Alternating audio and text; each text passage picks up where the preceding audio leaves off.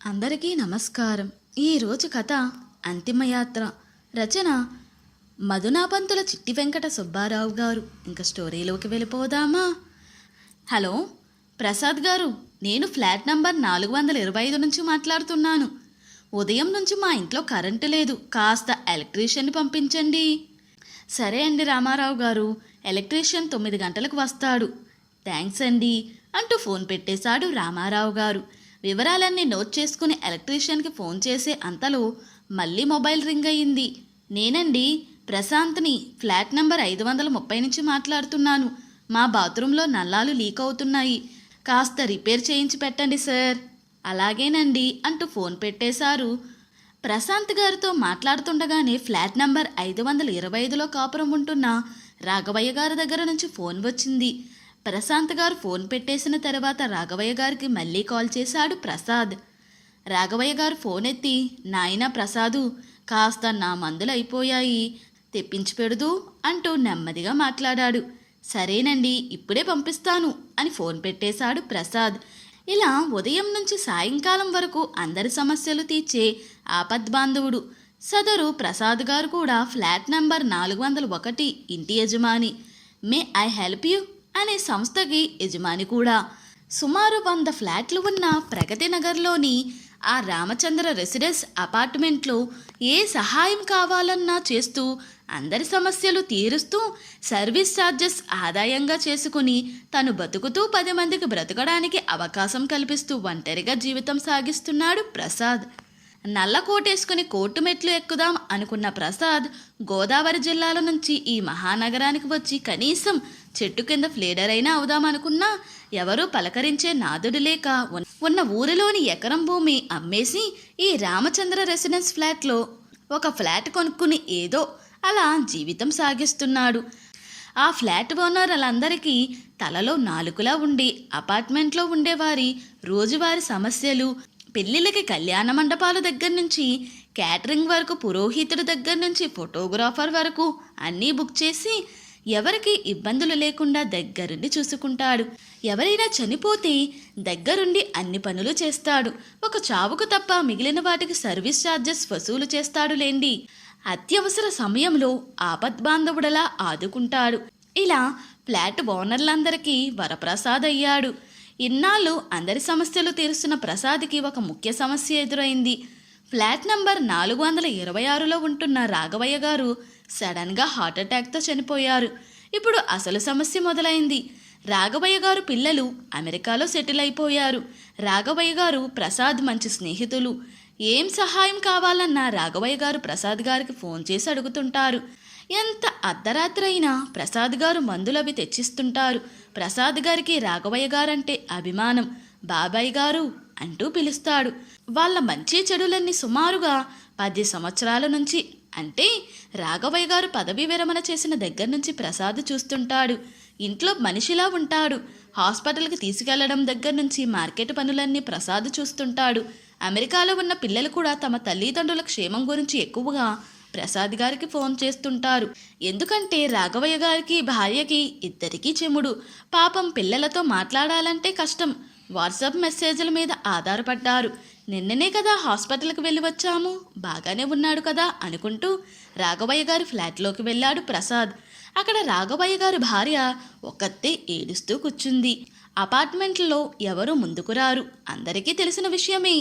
రాఘవయ్య గారు పిల్లలకి ఈ విషయం ఫోన్ చేసి తెలియజేశాడు ప్రసాద్ గారు. మేము వచ్చేటప్పటికి 3 రోజులు పడుతుంది, అంతవరకు మరి ఈ శవం అంటూ మాట మధ్యలోనే ఆపేశారు రాఘవయ్య గారు పిల్లలు. పోనీ రాఘవయ్య గారు భార్యని సలహా అడుగుదామంటే ఆమె ఏమీ చెప్పే స్థితిలో లేదు. కనీసం మంచినీళ్ళు ఇచ్చే దిక్కు కూడా లేదు. అదేమిటి, బాధ్యత తీసుకోవలసిన పిల్లలు అలా మాట మధ్యలోనే ఆపేశారు ఏమిటి? ఒకవేళ ఐస్ బాక్సులో 3 రోజుల శవం ఉంటుందా? ఫ్లాట్లో ఉండేవాళ్ళు ఊరుకుంటారా? రాఘవయ్య గారు భార్య కూడా పెద్ద వయసే, ఎన్నాళ్ళని తిండి తిప్పలు లేకుండా ఉంటుంది. ఆవిడ బాగోగులు ఎవరు చూస్తారు? ఏం చెయ్యాలో తోచగా దిగాలుగా శూన్యంలోకి చూస్తూ, ఎందుకైనా మంచిది మరొక్కసారి పిల్లలకి ఇక్కడ పరిస్థితి వివరిద్దాం అనుకుంటూ రాఘవయ్య గారి పెద్దబ్బాయికి ఫోన్ చేశాడు. అబ్బాయి చెప్పిన సమాధానం విని ఆశ్చర్యపోయాడు ప్రసాద్. చూడండి ప్రసాద్ గారు, మాకు ఇండియాలో ఎవరూ బంధువులు లేరు. బంధువులు ఉన్నా చాలా దూరంలో ఉన్నారు. మీరు ఒక్కరే మాకు దిక్కు. మీరు ఏ నిర్ణయం తీసుకున్నా మాకు ఏమీ అభ్యంతరం లేదు. గబగబా 4 మాటలు చెప్పి ఫోన్ పెట్టేశాడు రాఘవయ్య గారు పెద్దబ్బాయి. నిజమే, ఎవరినీ తప్పు పట్టడానికి లేదు. ఎక్కడో విదేశాల్లో ఉన్న వాళ్ళు అర్జెంటుగా రావాలంటే ఎలా వస్తారు? అంతా అయోమయంగా ఉంది. వాళ్ళ పరిస్థితిని బట్టి అబ్బాయి అలా మాట్లాడి ఉండవచ్చు. ఇంతలో అపార్ట్మెంట్లోని ఫ్లాట్ ఓనర్లు నలుగురు కలిసి వచ్చి ప్రసాద్ గారిని పక్కకు పిలిచి అంత్యక్రియలు ఎప్పుడు అనుకుంటున్నారు అంటూ ప్రశ్నించారు.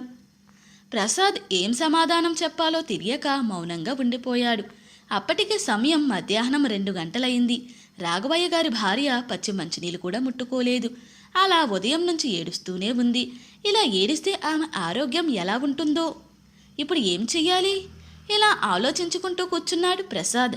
రాఘవయ్య గారి భార్య తలపైకెత్తి ఒక్కసారి గడియారం కేసి చూసి మళ్ళీ ప్రసాద్ వైపు తిరిగి 2 చేతులు పెట్టి ఎత్తి నమస్కారం చేసింది.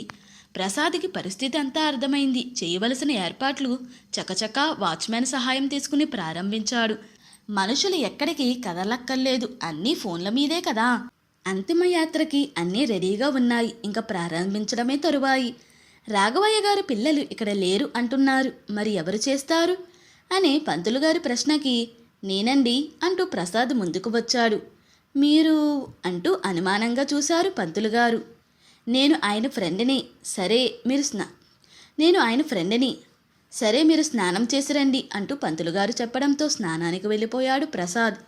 స్నానం చేస్తున్నాడే గాని ప్రసాద్ మనసులో చాలా తప్పు చేస్తున్నామనే భావన ఉంది. ఒక బ్రాహ్మణుడికి ఇతర కులానికి చెందిన వ్యక్తి తలకొరివి పెట్టడం ఎంతవరకు సబబు? వ్యాన్ వరకు తీసుకెళ్లే ఆ నలుగురు కూడా డబ్బు కోసం పనిచేసేవాళ్లే. ఏమిటో ఈ నగరంలో అన్ని కష్టాలే అంటూ ఇదే సందేహం పంతులుగారి ముందు వెళ్ళబుచ్చాడు. చూడండి, ఇక్కడ కులమతాల ప్రసక్తి లేదు. అనాథ ప్రేత సంస్కారం అనేది అశ్వమేధ యాగంతో సమానం. ఇక్కడ శాస్త్రాలు ప్రసక్తి కాదు. ముందుగా సహాయం అర్థించిన వాళ్ళకి చెయ్యి అందించడమే మానవత్వం. మీరు చేస్తున్నది ఆ కుటుంబానికి మహోపకారం. చీకటి పడితే శవదహనం చేయకూడదు, కనుక ఆలోచన మాని ముందుకు అడుగు వెయ్యండి అంటూ పంతులుగారు చెప్పుకుంటూ వచ్చారు. పంతులుగారి మాట విని తయారుగా ఉన్న ప్రసాద్ను చూసి ఏమనుకున్నారో ఏమో ఆ ఫ్లాట్లో ఉండే 4 ఓనర్లు గబగబా తలస్నానం చేసి ఆ శవం దగ్గరకు వచ్చారు. రాఘవయ్య గారి ఆఖరి యాత్ర అలా ముగిసింది. ప్రసాద్ గారు చేసిన పనికి అందరూ అభినందించారు. ఏదో ఒక జన్మలో రాఘవయ్య గారితోటి రుణం తీరలేదు అనుకుంటా, అందుకని ఈ జన్మలో ఇలా తీర్చుకోవలసి వచ్చింది అనుకుంటూ ప్రసాద్ చితికి నిప్పంటించాడు. కొడుకు కోడలు మనవళ్ళు వచ్చే వరకు రాఘవయ్య గారి భార్యని కంటికి రెప్పలా చూసుకున్నారు. ప్రసాద్ గారితో పాటు ఆ ఫ్లాట్లో ఉండేవాళ్ళు. ఇంకో విచిత్రమైన విషయం ఏమిటంటే శవం ఉన్నంతసేపు ఎవరూ చూడడానికి రాలేదు, కానీ ఆ రుద్రభూమికి చాలామంది తరలి వచ్చారు. ఈ దేశంలో మొదటి అడుగు వేయడానికి చాలామందికి ధైర్యం చాలదు. మొదటి అడుగు వేసిన వాళ్ళని అనుసరించే వాళ్ళు చాలామంది ఉన్నారు. పరిస్థితి ఏదైనప్పటికీ ఒక మంచి పని కోసం నడుము కట్టే యువత, దూసుకుపోయే యువత మనకు చాలా అవసరం. నాకెందుకులే అని తప్పించుకుపోయే యువత మనస్తత్వాన్ని మార్చే గురువులు చాలామంది అవసరం. నాయకులు కూడా అంతకంటే ముఖ్యం. ఇంతటితో ఈ స్టోరీ ముగిసింది. ఈ స్టోరీ కనుక మీకు నచ్చినట్లయితే మరియు నా ఎక్స్ప్లెనేషన్ కనుక మీకు నచ్చినట్లయితే ప్లీజ్ లైక్, షేర్, సబ్స్క్రైబ్.